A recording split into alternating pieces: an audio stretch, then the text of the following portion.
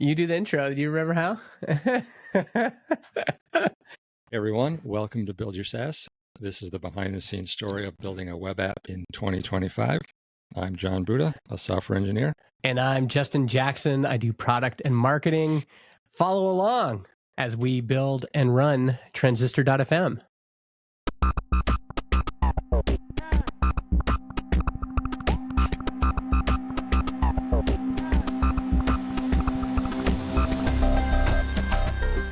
John, we're back. Yeah, it's been a while, 2 years, which is hard to believe. I've missed doing it. I've missed doing this with you. Yeah. Maybe we just gotta reboot it. I know. I guess we should. Every week we could just get on a call like this, and I think we've probably tried to do this like a dozen times. Yeah, it never worked out. I mean, a lot was going on. Yeah. There's a lot going on. Part of it is this is not necessarily the thing that gives me energy, like you. What are we doing here, John? What? Is it drain your battery a little bit? A little bit, yeah. Okay. Yeah. I mean, that's the hard. We'll talk about that later. There's a great topic about burnout that we could talk about a bit later. But yeah, it's been 2 years. I think the last time we appeared on an episode together was our Nashville team retreat episode. Yeah. And then the last episode where it was just the two of us, April 19th, 2023. Jeez. That's right after we hired Josh Anderton, and we did an update episode. So wow. It has been a while. It's been a while. Nothing's really happened since then, right? You had a lot happen. There was a lot.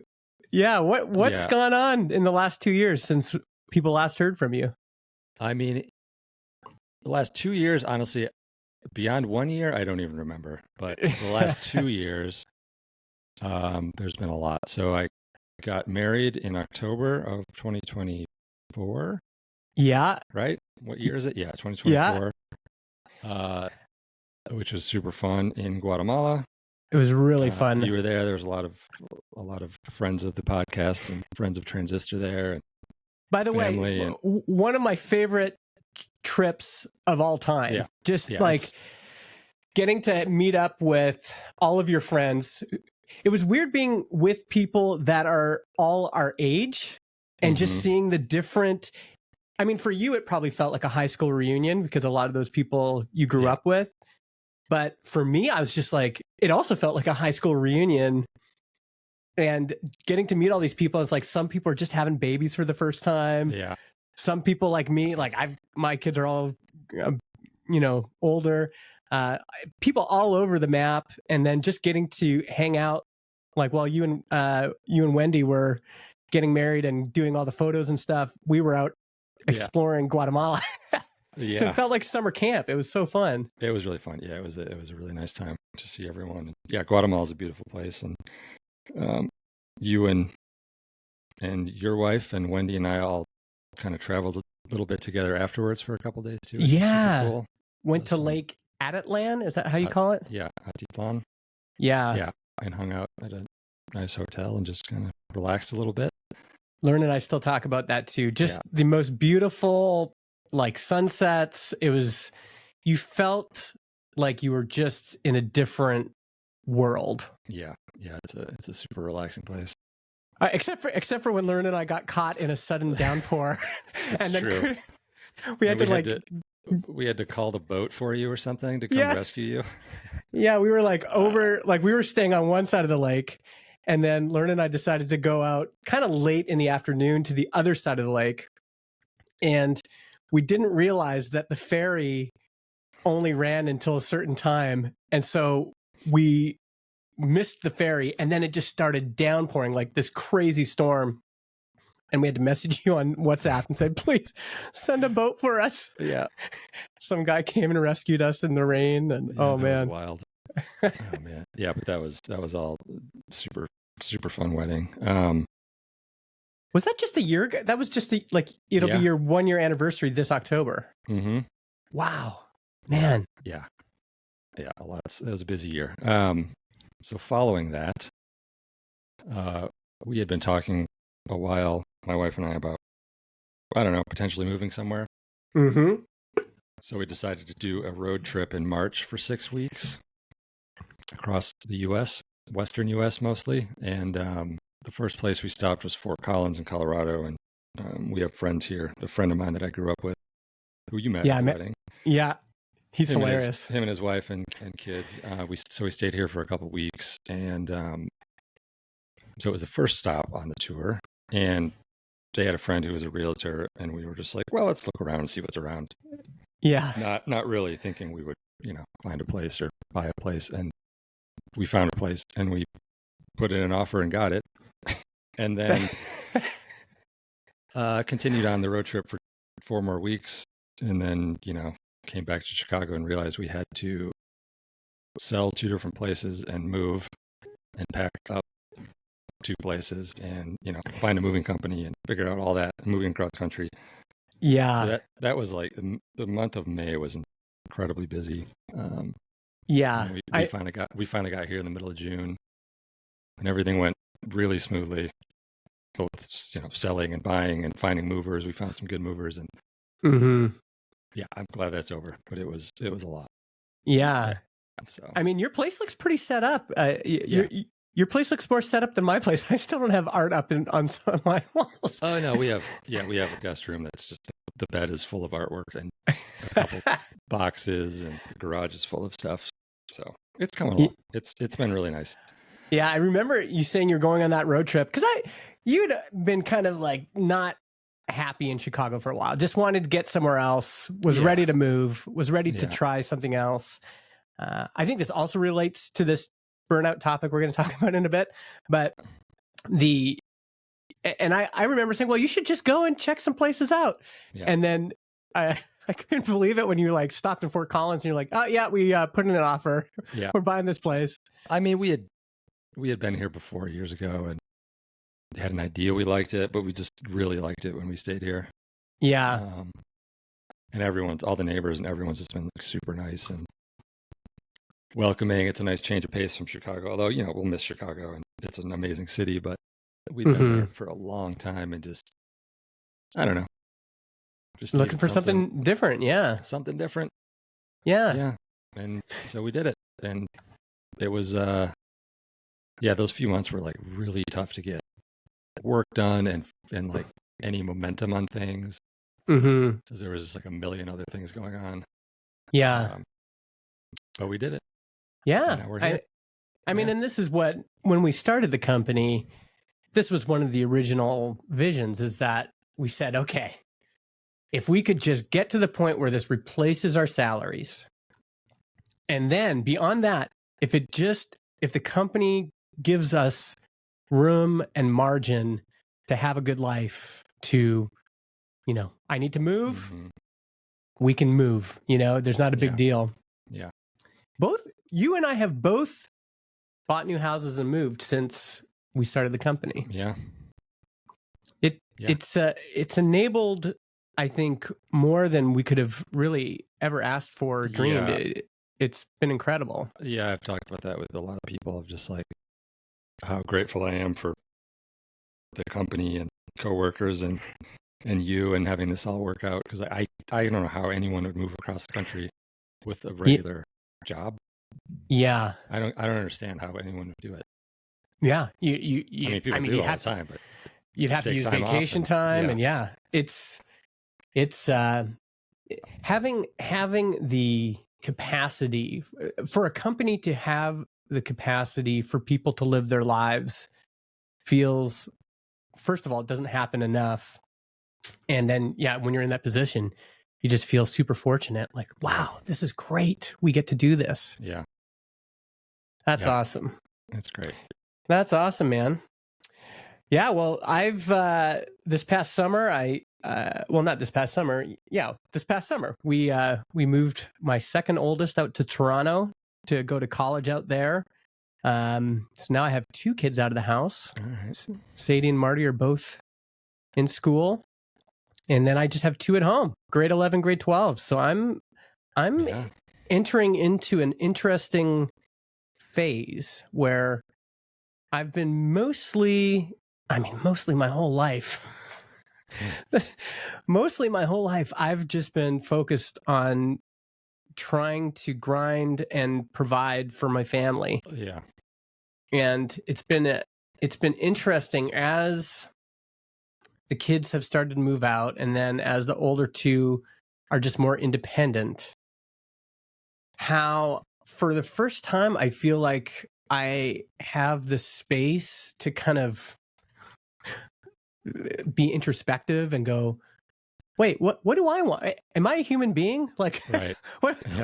what's going on with me, and realizing what a weight that's been on me to have, and there's still, I'm still helping my kids out while they go to college, and, there's still caregiving, lots of caregiving ahead of me, but it's certainly different than the other phases of family life. Yeah. And it's again, I think I'm just so grateful that the company, that Transistor, is at this phase right now where, as I'm now 45 and thinking all these probably 45-year-old thoughts, like, who am I? What do I want? What do I want for the next phase of my life? Why does my back hurt? Why does my back hurt all the time? And kind of even opening up, having the energy and time to even focus on things that I would have never, I didn't really have energy to focus on before personally. It's been really nice to have that space, and feels like I'm at another kind of pivot point. We'll see what happens. It seems like it, kind of based on the stuff you've been sending me and the things we've talked about. Yeah. Recently. Well, let's get into some of that. So, Aaron Francis writes this great weekly newsletter. I think he calls it This Week at Try Hard Studios, which is his company. And from the September 5th, 2025 issue, there was this article and a series of tweets about how burnout might not just be from, burning yourself out physically and mentally. You're burning the candle at both ends. That's our typical definition of burnout. And Aaron says the idea that working hard does not lead to burnout, but the lack of hope leads to burnout. So if you're working really, really hard for something that you don't believe will pay off, it's super easy to lose motivation. And that's happened to me in the past. If you believe that the thing you're working on will have a payoff, the amount of work almost doesn't matter. Yeah, there's something about that idea. Now, I still think that the traditional form of burnout exists, but this idea that there's this other kind of burnout. So if burnout is like a kind of numbness or a persistent lack of motivation, a kind of deadening inside. Yeah. That can be caused by, depression and overwhelm. And, I've had entrepreneurial friends who've gotten shingles. They've been so stressed out. Yeah. So stress and overwhelm, that definitely is one form of burnout. But this idea of like, man, I'm working on something, but I no longer see the reason. I no longer am motivated by this. I think I can identify. Yeah, I can identify to that. Maybe not in Transistor. I really haven't felt that necessarily with Transistor, but certainly previous jobs where you just like, you reach a point and you're like, I don't care anymore. And you're just sort of, maybe I guess it's burnout, but it's just like, I don't really want to be working on this. I don't care about the end result. And then at that point, I feel like it's just over. Yeah. And you got to find a way out or something. Yeah. The numbness, I think, for me, what was kind of striking about this whole concept is that there's times I think I haven't realized I've been in this mode. Like I just keep going to the office, and then I would get to the office and I'd be like staring at my screen and being like, how come I can't get going? What's going on here? And you felt that with Transistor too, sometimes. I think sometimes in the industry, yeah, and also just maybe also just wondering like what's the motive. I mean, longtime listeners to the show will know that this isn't the first time we've kind of talked about these feelings. Mm-hmm. And I had this great call with Jason Cohen, the founder of WP Engine. And he said, Justin, what are you feeling? And I said, well, I don't know. Like, what do I have? What do I have the right to feel anything about? Like, it's, things are great. Yeah. I'm healthy. My kids are healthy. My wife's healthy. We got a house. We got a car. We've got this company. We got a great team. It's still growing. Like, what do I have to be unhappy about? And he said, well, actually, it's super common at your stage. We've been doing Transistor almost 8 years, I think. Yeah. And he says, it's just super common for founders at this stage to be like, like what are we doing this for now? And in the beginning, it's just so clear. Like when we started recording the show, I've been going back to old episodes. And one thing I got to say is having this record of everything, like I'd forgotten about so many of the conversations we've had. I honestly haven't really re-listened to many of those at all. I should do that. It's I find it kind of healthy, like just there's something, I mean, in terms of reflecting back and having perspective, it's so helpful to have this record of us talking things out.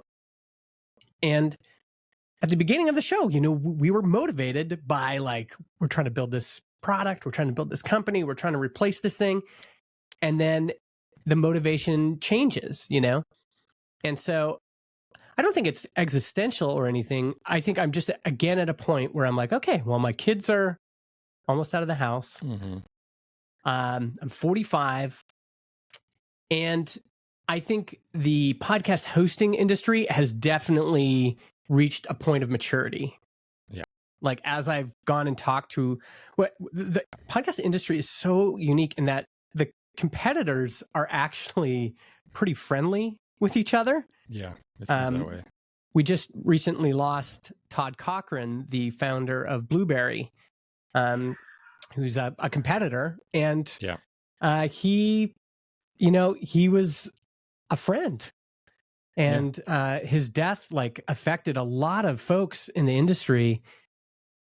But, speaking to everybody, I think we've all recognized like podcast hosting now is I mean, you said this too. It's kind of a commodity. It's like matured. Yeah. They're all the competitors are basically the same with like different little things on top that they've come up with on their own or little differences here and there. But ultimately it's like the same stuff. Yeah. Yeah. Yeah. And so, I think it's also been helpful for me to go back, and I've just been looking at, for example, all of our historical revenue numbers and looking at when did we really grow and what have we done since? And the whole industry kind of experienced this. You and I started Transistor when the market had just kind of expanded because of Serial, because podcasts were just kind of in the public consciousness for the first time. Saturday Night Live was doing skits on podcasts for the first time. All of a sudden it was like, this was a new thing. It wasn't new, but this was a new thing that a lot of people were discovering. And the market went from being kind of this big, smaller, to it just like expanded really quick. Mm-hmm. And so our first, 2018, 2019, we're just gobbling up market share. And then the pandemic happened. And again, perspective is so interesting because at the time, you and I were kind of struggling. It was just like the pandemic and all the politics and all, the shutdown. It was like depressing. And I think at the time we didn't even quite recognize what was happening, but the company grew a ton in 2020. Like if you look at the numbers, it's like in the hundreds of percentage points. Like it was just a wild, massive increase. And the same with 2021. And since then, we've basically grown every year, but by the same amount. So that chunk of new revenue we're getting every year has not changed a lot. And there's part of it for me, I think I was just like, man, we've built a lot of things since then. And, you know, part of building something is just because you want to build it, because you want to see it in the world. As a podcaster, because I want to use it myself. But another motivating part is like, oh man, it'd be nice to see a direct correlation between this thing that we're building and then new revenue. Yeah, but I think, but I guess going back to your point of like, at the beginning, we had these concrete goals of like, all right, we want to make this much so that at this point we can make this our full-time job. And then we want to be each making this much amount of money, at this point in time. Now it's like, yeah, sure, we want some more customers and more revenue, but like to what end? What does that even achieve? Like it's not going to change our lives anymore. So that motivating factor isn't there. I mean, it's like I still get motivated by building certain features that are cool and exciting and customers might like it, but at the end of the day, like it might not really move the needle, or it might, and if it does move the needle, like what does moving the needle mean? It's not going to dramatically change our lives. Which I think maybe is part of the burnout discussion of like, what are you working towards? Because if it's just numbers and money, we're already at that point. So what's the point? What's the motivating factor? Yeah. I mean, so, I don't know that we know the answer to that at the moment. Well, I mean, talking about it. Yeah. Well, and this is what was so helpful about that chat with Jason Cohen is he kind of gave me this framework. I can link it in the show notes, but it's a framework for getting what you want as a startup founder. And he basically says, okay, well, you each, Jon and Justin, you each need to ask, what do you want? And to be clear about it. And it might just be reaffirming something you've always felt. Like maybe, like in your case, maybe it hasn't changed that much. And maybe for me, it has changed and I need to be honest about it. But just getting really clear about, okay, now at this stage of my life, what is the next thing I want that's going to be motivating for me? Yeah. Or it could even just be a thing. I mean, another thing that was kind of maybe affecting me was going, do I like being in this industry? Like, I need to ask myself that question. And, every time I go to a podcast conference, I kind of have this feeling of like, do I still like this? There's been so much more focus on YouTube and, the big centralized platforms were already kind of in there. And for me, there was something about these big platforms dominating the conversation that was demotivating because I've always been like into the independent publishing and the openness of RSS.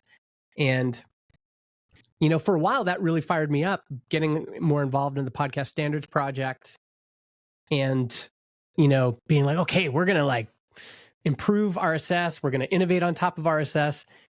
But even that, there's like that. I think the worst feeling in the world is just this feeling of like, is this effort that I'm applying to this thing, is it worth the output that we're getting? Likewise, is there somewhere else I could be applying that effort that would be maybe more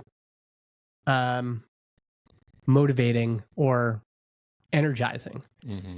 And it's so hard to know because, again, on one hand, things are great. Yeah. And on the other hand, there's part of me that's like, I wonder. And maybe there's also, for me, one difference between you and I is just like, because I still have all these kids, there's like through college, supporting the kids through college, I just still have, you know, probably at least another decade of helping my kids get established as adults. And, you know, there's still part of me that is still kind of building up my personal nest egg, even for retirement and things like that. So financially, I'm still looking at okay, I got to support my kids through this. And then it's like, oh, and then I still got to like continue to build up a good nest egg for when I retire. And so, yeah, I'm just always thinking about at 45, how many more years do I have in me? Right. Yeah. I mean, I think about the same thing, and that, you know, we don't have kids, but it's at the same time, it's like, you got to prepare for some unknown future of like, how much money are we going to need, or what's retirement like, or how much is all this stuff going to cost? It's like totally unknown at this point. It's not, I don't think you can depend on anything anymore. So I mean, and even as stable as Transistor is, I think in the back of my mind, there's still always like, maybe we need to hedge our bets. You know, maybe we need to, and you see like Ian Landsman at HelpSpot is doing this right now. You know, he's building a second product, and, you know, HelpSpot's doing fine, but there's always that feeling of like, okay, I got this thing that's working, but wouldn't I feel like a dummy if in 10 years, you know, everything had fallen apart and I hadn't also made a backup plan? And that is one option we could do, is as a company just spin off a new thing. But I don't think we necessarily had any of those ideas. A few here and there, but I think they're all kind of related to podcasting, and maybe. Yeah, I think if we did something else, it would have to be adjacent to podcasting. Personally, I would like it to be in the creator market, you know? I've been thinking a lot about Spots still, spots.fm, which was this idea you and I had early on. And at the time we didn't pursue it because we started going down that path and we were like, what are we doing? We're two people. We can't do this. Yeah. And we decided to just, you know, double down on the core business. Yeah. But there is something about sponsorships, and I think enabling creators to have any piece of content, which was the original vision of Spots, any piece of content sponsored, where you could have these sponsor blocks kind of everywhere, you know, and people can just grab a block, grab a spot, and say, oh, you're making a new YouTube video on the pharmaceutical industry. Well, I want to sponsor that episode. Or you write a weekly newsletter. Well, I want to sponsor your next 6 months. Or you have sponsored posts on Instagram. Well, I want to sponsor 5 of them. And that might be worth looking at again. You know, that might be one adjacent idea that we could pursue. Yeah. Going back to Jason Cohen's framework, the one thing I really loved that was, you know, identifying what each person wants in a partnership. And then he said both partners need to be equally committed to helping the other person get what they want. And it's so simple, but I just thought that was such a beautiful way of describing really any partnership or any marriage or anything. Having that idea of, okay, this person's an individual and they have things they want. I'm an individual. I have things I want. And the key is we just need to be equally committed to helping each other get what we want. Now, that's not to say everything's realistic or everything's going to happen. Yeah, but I mean, if if you want a yacht, like that's not going to happen. I do want a yacht.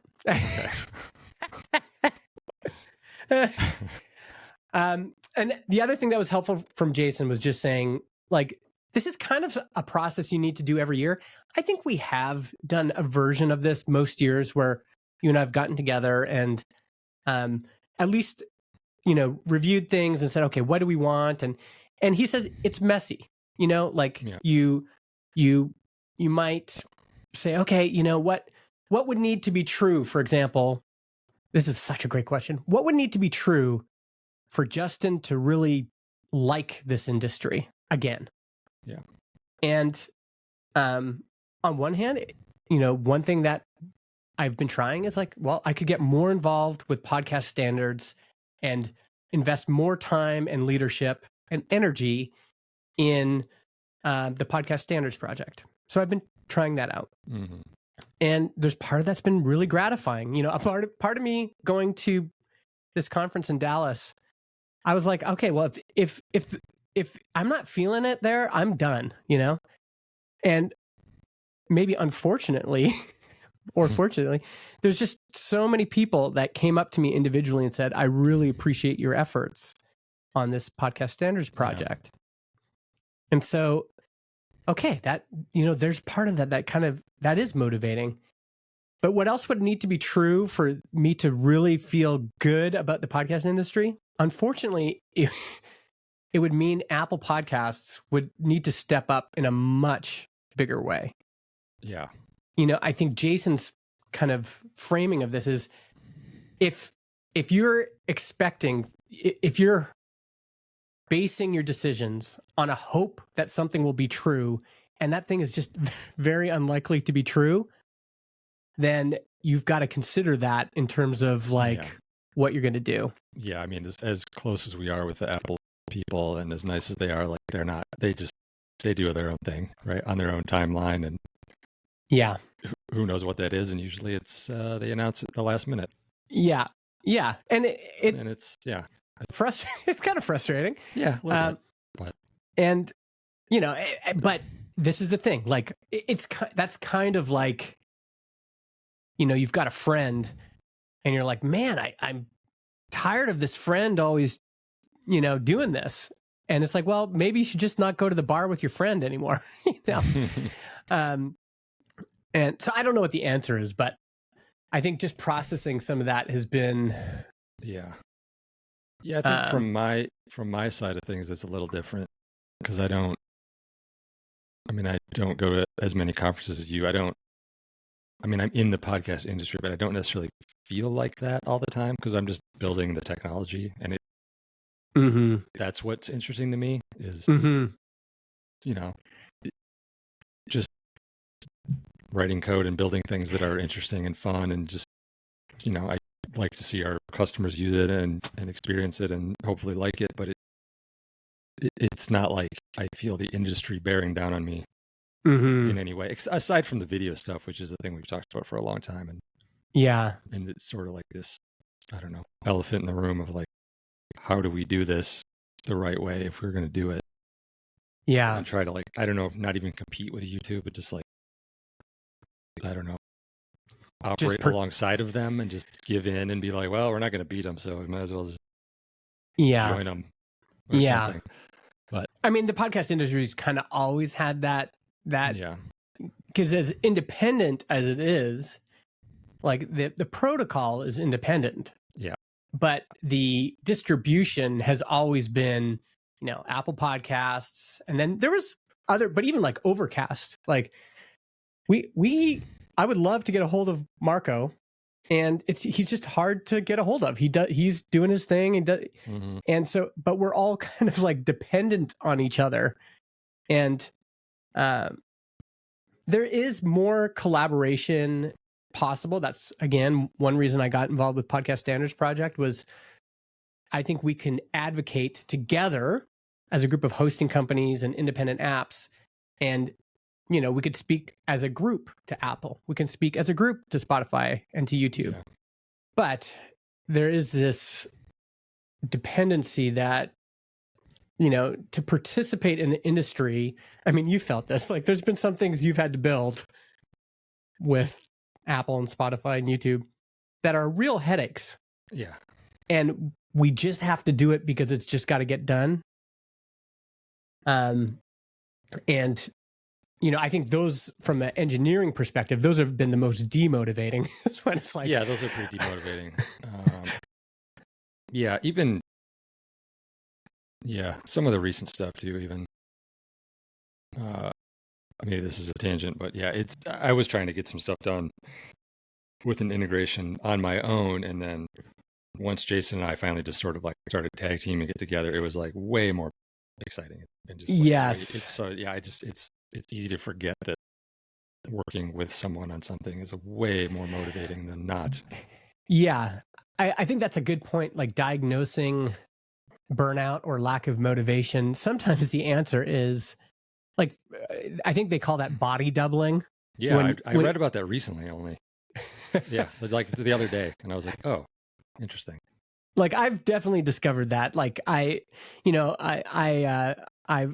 hired my kids to help me do certain things, and with my Canadian company, and that's like one of the things I'll often do is I'll be like, call them up and say, I just need you to be on the phone with me while I do these taxes, and it is way more motivating to just have someone there to be talking it out with them.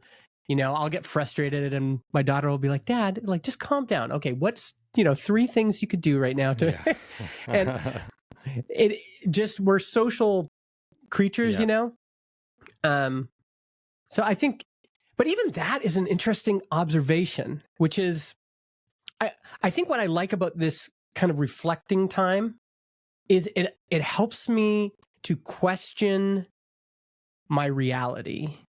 So I'll give you an example. You and I have always been committed to remote work. Remote work is in so many ways awesome. It enabled you and I to start this company.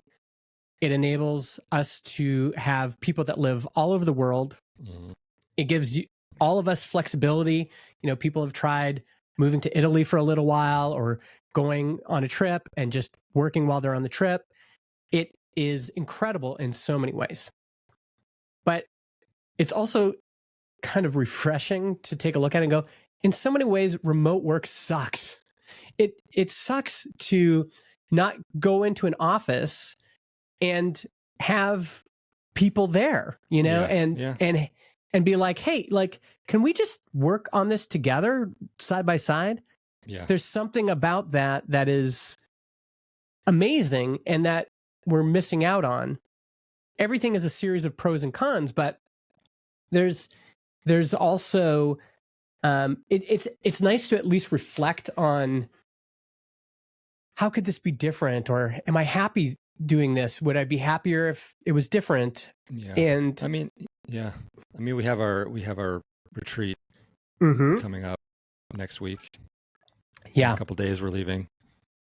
I mean, it's probably something we should talk about, but I feel like every time we get together as a team, it's like we get really excited and motivated about certain things, and then we all go home and it's like it just sort of slowly, not really fizzles out, but like you lose that momentum, and then some of it sticks and some of it doesn't, but like I feel like if we were maybe all together more often, it would kind of linger on a little more. That's such a good point. I didn't even think about that, but you're right. Like, I mean, again, it's pros and cons. There is a real advantage. I'm here in this co-working place and I have my own little cave here, my own little office. And the truth is, a lot of time I close the door and I'm just trying to focus on stuff in my own world. So there's an advantage to that.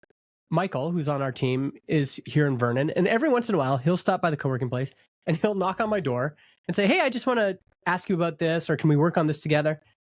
And that there's an energy about that, which is just running into somebody, and it kind of the thread. So if you start a thread at the retreat, and it's like, you know what we're gonna do? We're gonna focus on this. We're gonna build this. Like monetization is something we've wanted to do from the day you and I got together.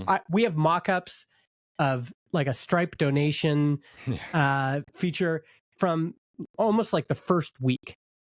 And I think part of the reason we haven't been able to execute on that is if the thread just kind of gets lost. It's easy to get lost when you're not like running to get into each other all the time. Like if you and I were in the same town, and it's like, hey, John, let's go for coffee. And we walk to the coffee shop. And as we're talking, it's like, oh man, whatever happened to that? Yeah. Like we gotta do that thing, So yeah, I was just in Toronto, and went and hung out with Adam Wathan at his house. And it was so interesting. He has this beautiful home, but the first, like, you go in the entryway, and then the first room off to the left is this kind of big workspace. And he's kind of set it up as like a co-working space for him and Steve, his co-founder. And Steve comes by every single day. Really? Every single day. And it's just kind of like, and while I was there, Caleb Porzio had driven up from Buffalo, and he was working out of that little space. And so there, every single day, Adam wakes up, goes and makes himself a cup of coffee, goes in, and some days Steve's sitting there at the desk. And that's just such an interesting to see how other people work and how they keep their energy and motivation. And the rest of their team is remote, but yeah, there's something about being in person that is very motivating that you just lose when you're remote. Yeah, definitely.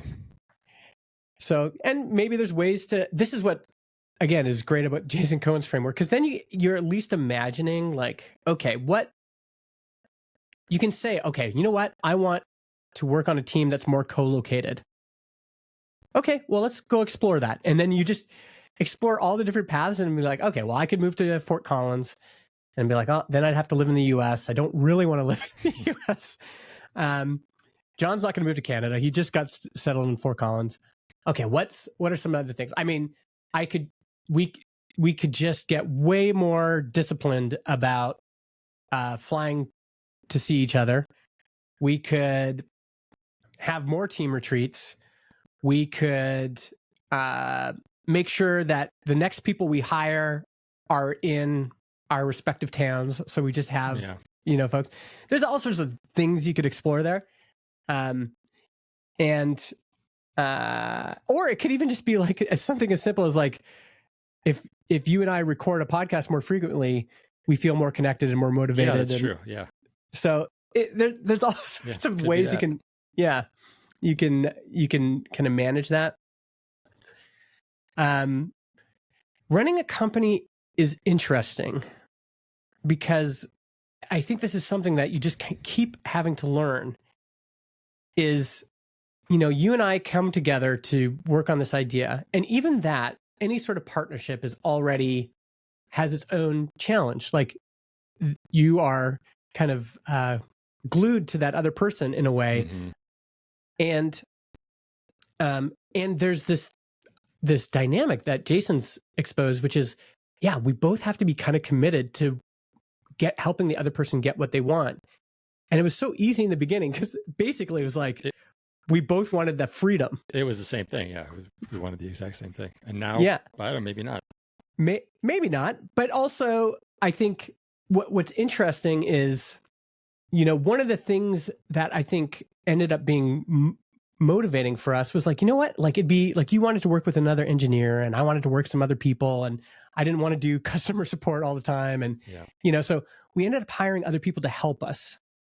It's been great. Like people are continuously astounded. Again, when I was in Dallas, we were sitting around at this table with a very large podcast company that does advertising, everything. And she turned to me and she goes, how many people are on your team? I said, oh, we have 6. And she's like, what?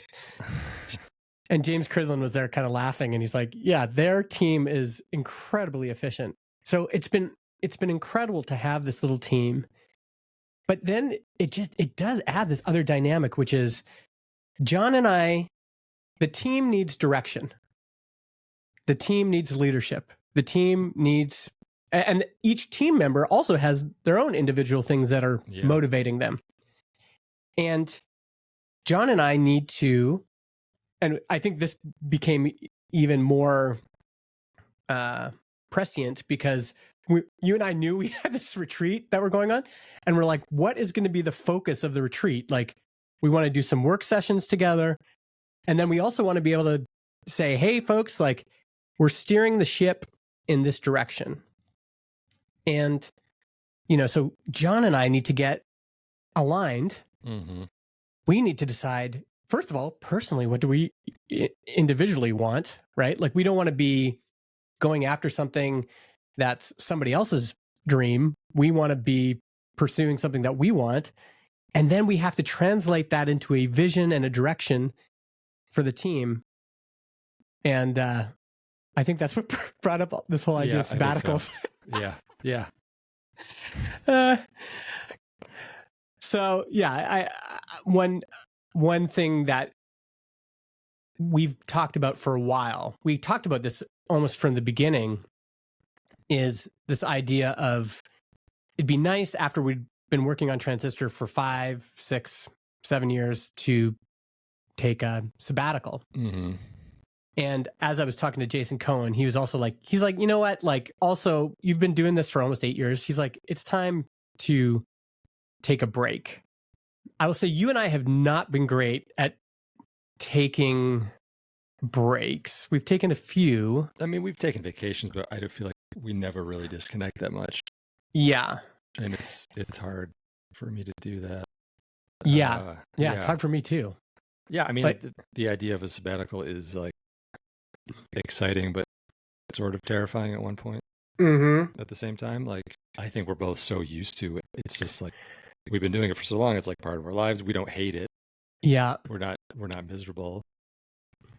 So it's not like the stress of it is forcing us to take a sabbatical, but I think it would probably be good to take a break and like let your mind kind of wander on other stuff and have some other, I don't know, goals lined up that you want to personally do or whatever. But yeah, the thought of it is interesting. A little bit scary. Yeah. I think the hard thing for me is, and this isn't just with Transistor, but you and I this is why one reason you and I worked well together for so long is we like to work. And there's something like, I'm just used to getting up every day and cranking this crank of work. Mm-hmm. And I have been doing that almost every single day, almost every single week since I was 20. Get up every day, and I'm just used to pulling this crank. Yeah, we're very similar. And I think it is a bit scary to think, like, I don't know what my life would be like if I'm not consuming. This is kind of the thing I hate about weekends and vacations, is that if I truly disconnect, I've gotten a bit better at this, but like normally I'm just activated in a way that is just kind of always on, consuming information, acting on information, putting things in motion. And putting things in motion, it kind of requires that you continually crank this crank. You're continuously consuming some sort of fire hose from customers and from the internet and from the industry, and keeping your eyes wide open for opportunities and looking at threats. And it's just always on my mind. And to think about not being on that treadmill or that hamster wheel is kind of like, what would happen to me, you know? I think you'd have to like pre-plan on replacing that with something else. Mm-hmm. Yeah.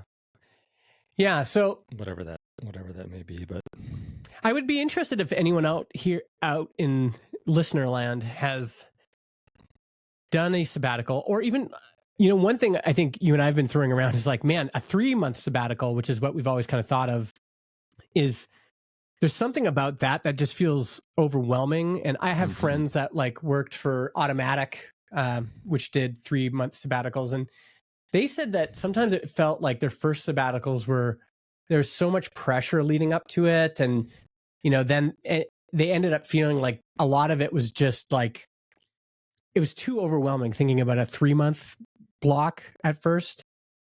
And so, you know, I've been talking about even just like me taking a concerted vacation that's 2, 3, 4 weeks long and practicing truly disconnecting. Deleting all the apps on your phone. Yeah, like deleting everything off my phone, just putting systems in place, like so other people are, any emails get looked at. And the advantage you and I have is that we are two people. And so we can trade off, like there's always going to be a leader available, Yeah. I mean, for me, I think my concern now is like, I would feel bad leaving Jason as like the sole engineer. Yeah. Because, I was in that spot for a couple of years. Yeah. It's a lot. I mean, things run well, but like, problems happen. And then like Jason has stuff he wants to do that doesn't involve work, and he's not always going to be around. So that'd be something we'd have to figure out. Yeah. Talk to Jason or like find someone to help out temporarily. Yeah. Even if there was like, who knows? Yeah. I don't know. It'd be interesting if there was like a on-demand consultant that you could just bring in for those times. Like just say like, hey, like we just need somebody to call who knows our stack and especially our infrastructure stuff that can parachute in if we need somebody. Yeah. But I mean, that might just not exist. That's one of the reasons you hire people, is that it's nice to have, some folks that can be kind of always on. Yeah. I mean, there's always going to be obstacles, but I do think in terms of like compared to a lot of other teams, we're a small team, but there is enough help and overlap there. And the other thing is that you can be disconnected, but the rule is, hey, like if you need to text me or call me, you have my text, my text and my phone, and I will likely be in somewhere that has cell phone coverage. So I mean, unless I'm like, unless I go back to Guatemala and hike that volcano, I might be. But even then, probably cell phone service. Worst case scenario, if there's no cell phone service, and let's say everything goes to hell for 48 hours, it's probably still going to be fine. Like, yes, that would be hard. Yes, it would be stressful. But even in the worst case scenario, like everything's fallen down, there's, servers are on fire and whatever. Even then, it wouldn't. I think it would still be fine. Yeah, could be. I mean, there's scenarios where it wouldn't be, but that's going to be pretty rare, I think. Well, this is good, man. Yeah. I'm glad we got to do it. I think let's try. I'm going to try to put this on our schedule weekly again and just see how it feels. Man. But if I put it on weekly, then we might skip monthly. Maybe it'll be monthly, but at least I'll put it on the schedule.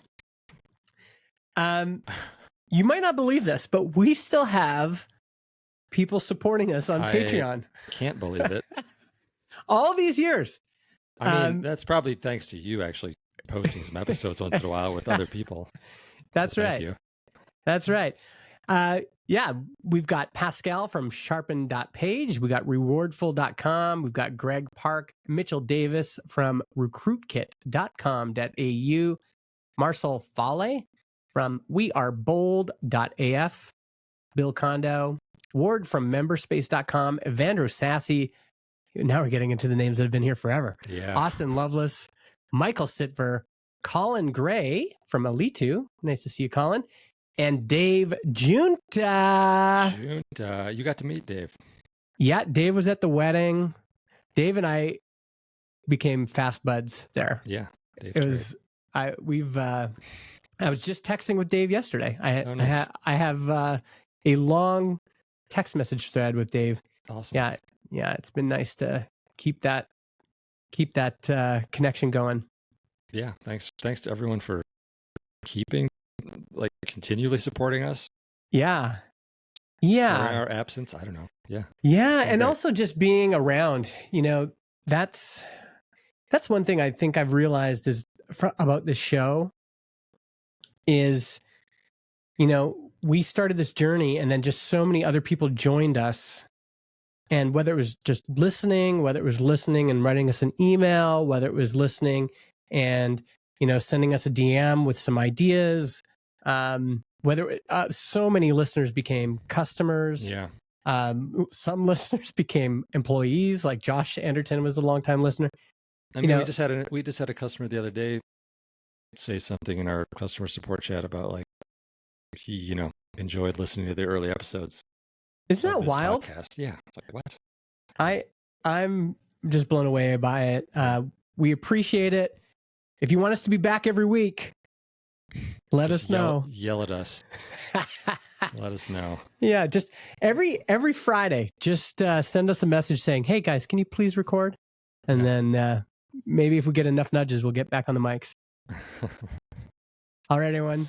Till next time. Yeah. See you next time. Bye.